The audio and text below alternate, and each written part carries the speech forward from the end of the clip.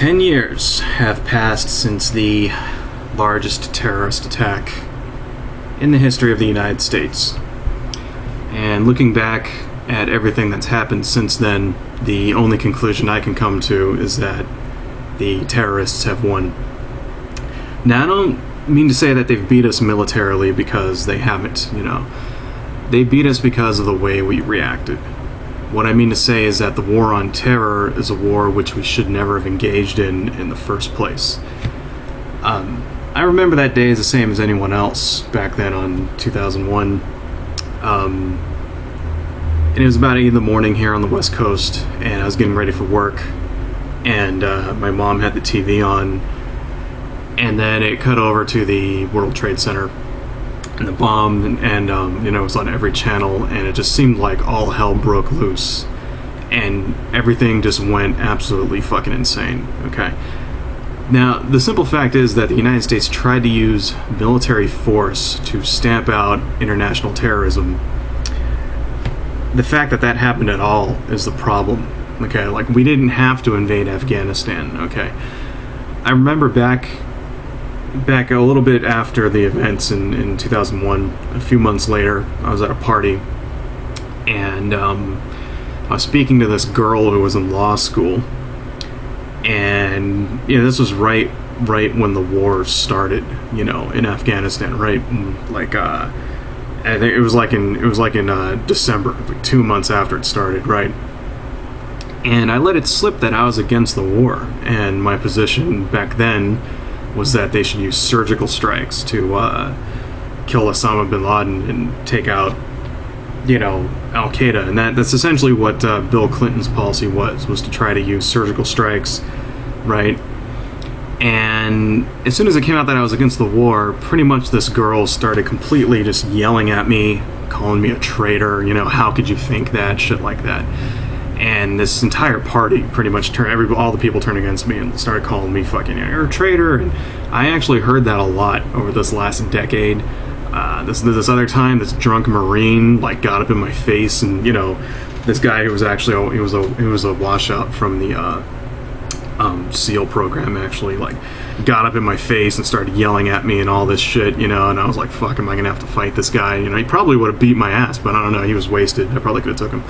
But anyway, just that happened a lot during this last decade, and the thing is, it's like a decade later, I was completely fucking right. I mean, I just, it turns out, it wasn't the Afghan war which finally killed bin Laden, okay? It was the U.S. SEAL team went in a surgical strike into Pakistan and killed it, killed that motherfucker.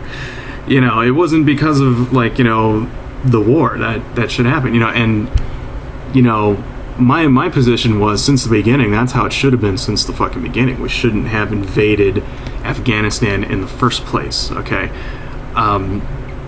We especially shouldn't have invaded fucking Iraq. I mean, that's a country that had absolutely nothing to do with the attacks on 9/11 whatsoever.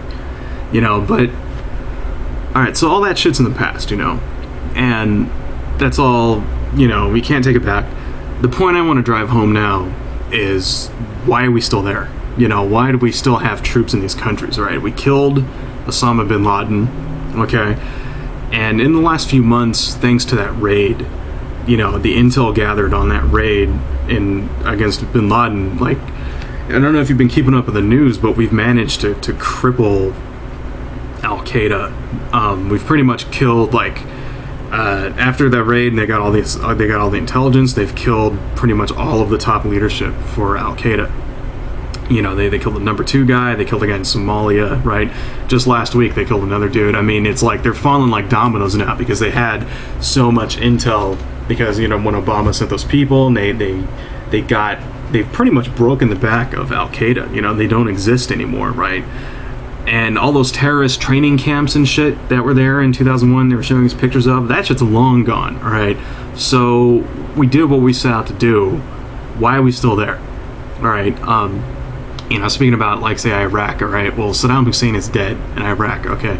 And we've proved beyond the shadow of a doubt that Iraq had no weapons, no chemical weapons, no nuclear weapons, even though we all knew that was bullshit in the first place, right? Still don't know why fucking Dick Cheney is in prison. But not in prison. He should be. But even the insurgency in Iraq is pretty much over with. What happened was that one side got with the central government there, and then the other side pretty much just gave up. Okay, and yeah, now there's still a few random, you might get a bombing here or there, some hardcore people that are still there, but it's essentially over with. It's like, why do we still have troops there? Like, why do they have to wait? They have to, they're waiting until 2012 to leave. It's like, well, why? Why the fuck are they still there? Pull them out.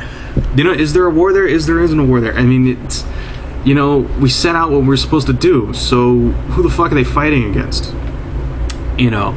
And when I look at our country here, and I see the things that have happened over the last 10 years, and the state that we're in today, right? The domestic abuse of civil liberties, right? Like, Bush's wiretapping bullshit, or we have the FBI fucking infiltrating the anti-war movement in this country again. They brought back COINTELPRO and all that kind of thing. The continuous renewal of the Patriot Act, okay, and then other domestic problems that, like the 9% fucking unemployment, or up to 16% depending on which numbers you choose to use, right? The two wars, I mean, these two wars that we have, they're draining resources, which should be going to fix these domestic problems. We're spending, $100 billion a year on these wars, which should be going to get people jobs here, okay? And, why is this shit still happening? I mean, this is why I say the terrorists won, because they fundamentally changed how America works. I mean, they've changed it because people here are scared of terrorism. Like, we can't get on a plane anymore without walking through a fucking naked body scanner, or having some dude fucking, like, stick his hands all up on your nutsack and everything looking for a fucking bomb, right? Some people can't get on planes at all. They have that no-fly list, right? That shit's still there, okay? This stuff didn't just go away when fucking Obama became president, right? If you take pictures, like, at famous landmarks, right, you're gonna have guys, like, spying on you. You could be possibly fucking detained, be questioned, have your information sent to the FBI. And it's not only, like, famous landmarks like, the Statue of Liberty or the Brooklyn Bridge or something. It's even, like, places like the fucking Mall of America. Okay, they have guys there looking for terrorists, right? What are you gonna do? You're gonna go bomb the Gap or something? It's like, the fuck out of my face. And why? Because people are afraid of terrorism.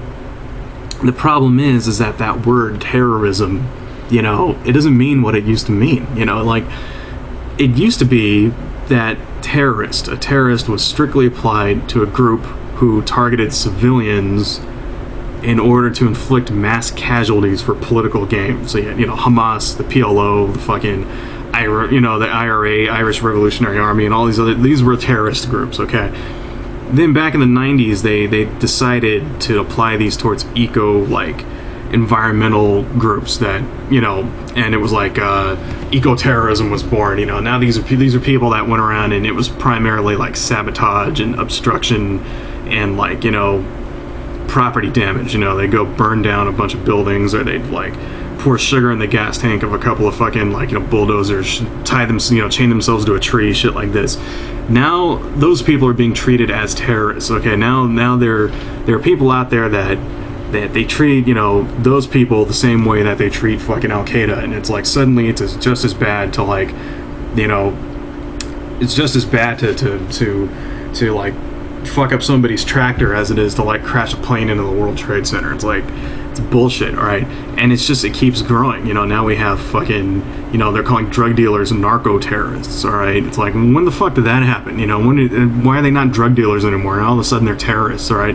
Now hackers are called fucking cyber terrorists now. It's like, well, why? I mean, how does that fucking work? Like, why stop there? Why not just fucking call everything that we hate, label it with terrorist, and then just declare war on all of it? Like, why not we call prostitutes fucking vagina terrorism? Okay, I mean, fucking, let's call pornographers fucking fapping terrorists, all right? That guy who cut me off in traffic, he's a fucking asshole driving terrorist. I mean, it's fucking ridiculous, all right? It's just, people in this country are just afraid of everything. And I don't know, but I do see hope in the future for our country, right? And I think that the whole political spectrum has swung way over to the right in the last 10 years. And now maybe people are starting to get a bit sick of these right-wingers and their fear-mongering, and now it's starting to swing a little back over to the left, Like, I think a good example of that was the backlash that happened against those fucking X-ray body scanner things in the fucking airports. Like, people went nuts over that shit, and I was actually very, happy to see that. It's like, finally, thank God it's going too far. People are starting to fucking stand up for themselves. And, thankfully that shit might be going away pretty soon. There's a big movement to ban those. I know they got banned in Texas, and they're thinking of, fucking rescinding that because it just went too fucking far, And this tells me that some people out there are sick of being afraid all the time. And, it doesn't really matter who you vote for or what you believe in. We're in this country together. And I think it's time that we put a lid on the war on terror for good and just got on with our lives. So, adios, folks.